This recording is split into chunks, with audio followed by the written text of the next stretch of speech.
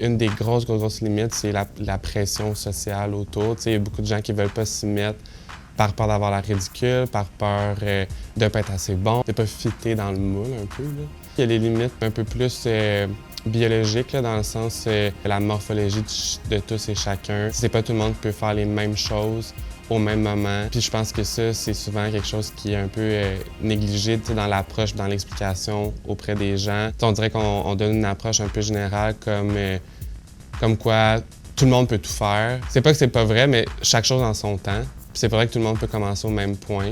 Fait que déjà, ces limites-là. À cette question-là, j'ai envie de dire les infrastructures. Je trouve que la manière que les municipalités sont organisées, ça donne pas suffisamment de place à un transport actif qui est sécuritaire. Puis des fois même, à l'intérieur des entreprises, il peut y avoir des freins à justement le transport actif. Par exemple, pas d'accessibilité pour stationner le vélo, pas d'accessibilité pour, par exemple, des douches, des choses comme ça. Je pense que les institutions et les municipalités ont beaucoup de travail à faire de ce côté-là. Il y a l'environnement dans lequel tu es. Si t'es pas, c'est pas dans tes habitudes à toi de faire un espace dans ton horaire pour une activité physique ou pour bouger ou pour te laisser ce temps-là, si t'as pas été sensibilisé à ça ou t'as pas été exposé à ce mode de vie-là, on va dire, ben, ça peut être une limite aussi. Côté infrastructure, j'ai également envie de dire que moi, ce que j'entends, puis ce que je lis beaucoup, c'est que l'équipement n'est pas adapté à tous les corps. C'est un peu comme dans la mode, il y a des biais envers certains types de corps